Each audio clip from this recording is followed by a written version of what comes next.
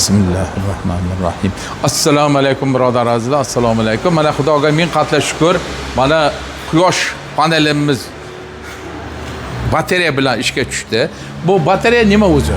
Ko'plar mana oldingi ko'rsatuvlarda men sizlar bilan nimada aytdim.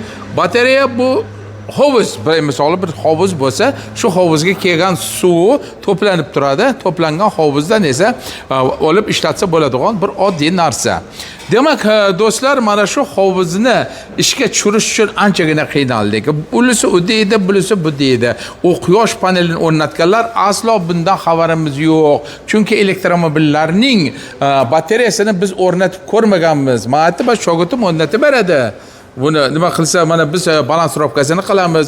Mana elektromobillarni, boshqa nimalarni ham boshqa elektromobillarning ham nimalarni balansировка qilyapmiz, o'rnatib beramiz dedik. Ana Xudoga shukr, Baxka Abdulatif. Mana Xudoga shukr, mana shogirdim hozir o'rgatib keldim. Nima qilding, aytib ber boshqatda. Buni ishtasini 20 kilovatdan bo'lingan. Ha, bo'lingan. Xo'p, 12 voltli bitani, keyin 3 voltli zaratni. O'zi qancha beryapti hozir Abdullohim? Hozir quyosh yo'q. Hozir 4 kilovat ishlab chiqaribdi. 2 kilovat rasxod qilib turibmiz. 1,5 kilovat sotilibdi. Quyosh yo'q hozir, quyosh yo'qligi uchun. Demak, do'stlar, yig'lagan, astodil yig'lagan so'qir ko'zdan yosh keladi deydi. Bu nima degani? So'qir ko'z o'zi yo'q-ku, yo'q. Shuna bo'lsa ham yig'lasangiz ko'zdan yosh kelar ekan. Do'stlar, mana Xudoga shukr, albatta buni nihoyasiga yetkazdik. Bu bilan albatta menda juda qattiq xursand bo'ldim. Mana endi bemalol mana bu xalqimizga, boshqa nimalarga bir nima bo'ladi, haliga bolaga o'rgatib qo'ydim. Mana shogirtimga ham o'rgatdim, Xudoga shukr. Buni qildik. Birinchilardan bo'lib. Agar kim e'tiroz bildirsa, albatta biz bilan aloqaga chiqsin. Albatta e'tirozlari bo'lsa, biz ularni nima qilamiz. Ammo birinchilardan bo'lib qildik. Allohga shukr. Mana endi shu tashlab yuborilmaydi elektromobillarning batareyalarini. Agar biz hozir 10 volt qo'yadigan, 20 kilovat qo'yadigan bo'lganimizda, u kamida $6,000 bo'lar edi. $6,000 akkumulyator qo'yishim kerak edi. Yo'q, Xudoga shukr, mana bu ishdan chiqqan emas, balki tosh tekkan, boshqa bo'lgan akkumulyatorlarning chala ishdan chiqqanlarini qayta jonlantirib, ularni qo'ysa bo'ladi. Chunki qayta qo'yishdan maqsad bularning utilizatsiya qilish nihoyatda mushkul narsa. Yana bir narsani aytib o'tamiz, yana ikkinchi mana narsaga qo'l urdik. Albatta bu bilan mana gibrid avtomobili ishda uchdi. Malubi, bu Malubini Ponna o'sha asli TV'si nimasi bo'ladi? 1.8 Abdullohxon TV'si. 1.8 motor gibrid.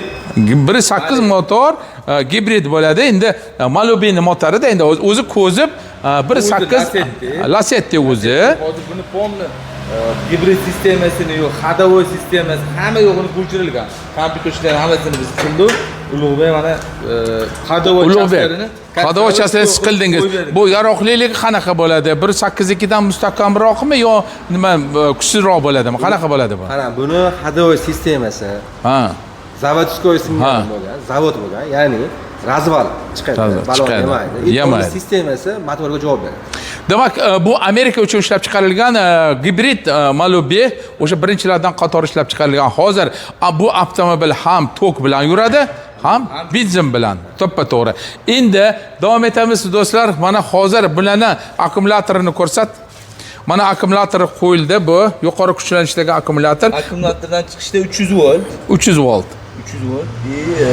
Qolgani bu bo'lim. Xullas 8 ta bo'limi bor. Har bitta bo'limda yacheykalar bor. Yacheykalar. Buni balansировка qilindi, yangida bo'ldi, xudo xolasa. Hech qanaqangi bu yerda e'tiroz beradigan yoki bo'lmasa kamchilik joyi yo'qki, yangi avtomobildan. Demak, davom etamiz, ham benzinga yuradi, ham elektrga yuradi. To'ppa-to'g'ri. Endi buni davom etamiz yana boshqa tomonlardan. Hozir buni gul bayramiga tayyorlaymiz, xudo xolasa.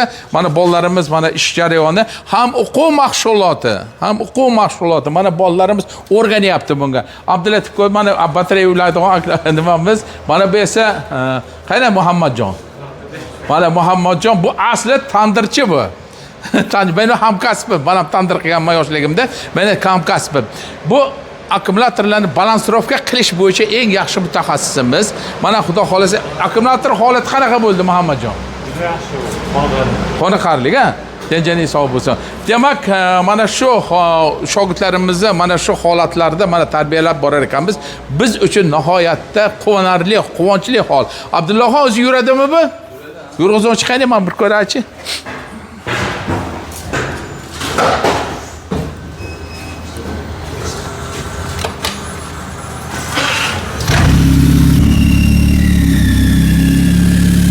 Ovozlarga e'tibor bermaysiz, chunki hali gulishitlar, ya'ni ovoz pasaytirgichlar hali to'la ishga qo'shilmagan. Buni hali hech qayt qo'yilmagan. Xudo xolasa gul bayramiga minib chiqamiz, xudo xolasa. Mana do'stlar, izlaganga to'la yor deymiz. Albatta bu hozir o'chirib qo'ya bo'ldi. O'chirib qo'ya. Eng nimasi qiyini nimada desangiz, qiyini bir ishni boshlashda. Albatta bu boshlagan ekansiz, tavakkaltu alalloh deb, dilda bayoru, dasta bakor deb ish boshlar ekansiz. Albatta bu hammangizga ham ma'qul va chiroyli ishlar bo'ladi. Bu demak, Xudo xolasa biz asosiy maqsadimiz yo'nilg'ini kam iste'mol qilishi. Shu bilan birgalikda xalqimizni ko'proq bir nima qilishi ustida izlanar ekanmiz. Mana bu akkumulyatorlarni qildik, mana bundan tashqari mana bu avtomobilni ham qildik. Bu ixtiro emas, bu bo'lgan. Allaqachon velosiped ixtiro bo'lib bo'lgan. Velosipedni ixtiro qilganimiz yo'q. Faqat buni takomillashtirdik. Vodorod to'g'risida gapirar ekanman. Bu endi elektromobil ham motor bilan yuradi, gibrid bo'lganligi sababli bu motorga endi yonilg'i benzin ham kerak. Biz boshqa narsa to'g'risida gapiramiz. Benzinni albatta bunga yordam beruvchi qo'shimcha vodorodni qo'shamiz. Vodorod deganda ko'plar odamlar tushunmaydiki, vodorod o'zi nima o'zi u? Vodorod oddiy narsa, tok keladi qutichaga.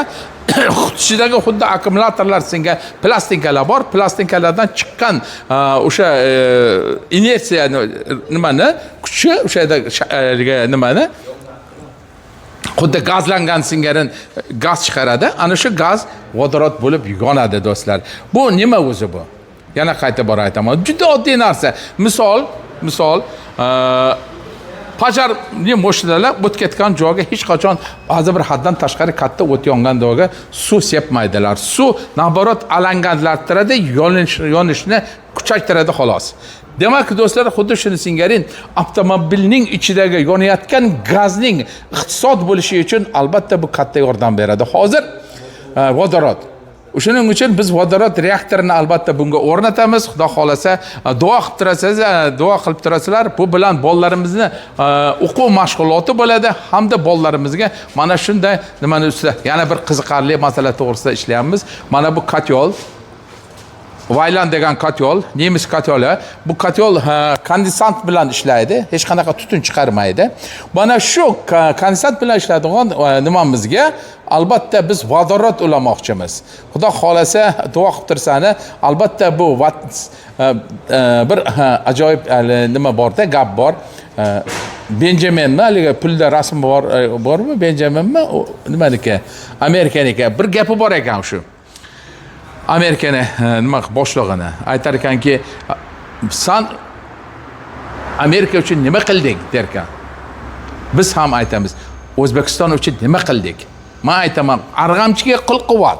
Mana shu qilgan bir ozgina ixtiroyim bo'lsa, kimdir gazni men ekonom qilsam, tokka ekonom qilsam yoki bir nima qilsam, kimnidir o'yida charog'on bo'ladi-ku gaz yetmayotgan joylarda. Elektr bo'lmagan yo'llarda elektr yonadi-ku. Mana shu qora ko'z bolalarning hunarli qilsam, albatta kelgusida yaxshi bir ustoz bo'lsa, o'z yo'lini o'zi topsa, do'stga xor, dushmanga zor, nomardga muhtoj bo'lmasa, o'sha chetlarda ishlab, o'shalarda sarson sargardon bo'lmasdan o'z oilasida, o'z onasining, ota-onasining bag'rida bo'lsa, shu yerda nafaqai ro'zg'or qilib, ro'zg'or tervasa, men ham xursand bo'ladim. Mana nima bo'ldi? Ya, tugatib qo'yayotgancha, mana mototsiklni kim sotyapti? Sanmi? Nimaga tuzatmaysizlar buni? Demak do'stlar, mana shu elektromobil, shunga o'xshash asbob uskunalar bizda bor. Mana ko'rsatib qo'y. Jahonning hamma eng ilg'or korxonalar ishlab chiqargan apparatlar bor. Apparatlarni sotish bilan birgalikda ishlatishni ham o'rgatib qo'yamiz. Do'stlar, sog' bo'ling, omon bo'ling, do'stga xor, dushmanga zor bo'lmang. Deya, mana hozir ikkinchi nimani ham nima qilar ekanmiz. Albatta, Xudo xolasa, astodil bo'lsak, ana shu vodorodni, mana shu vaylan katoliga ulaganimizni ham ko'rasiz va shu avtomobilga mana ulaganimizni ko'rdilaringiz. Xudo xolasa, yurdi mana bu o'quv mashg'uloti, yana qayta bor aytaman. Bolalar o'rganishi uchun maktab, nima deydi? Bu tarjiba quyonchasini singari narsa. Qachonki bola yaxshi o'rganadi, u o'z qo'li bilan qilgandagina, daftar, kitobga o'rganib, mana ustoz va shogird an'analarga bog'liq bolalarimizga o'rgatar ekanmiz. Mana shuni bu bilan birgalikda qandaydir shu kelgusida bular yaxshi inson bo'lsalar, biz turtki beramiz xolos. Bular ag'ini o'zi olib ketadi. Sog' bo'ling, omon bo'ling. Fikr va mulohazalaringizni albatta nimada yozib qoldirasiz degan umiddaman.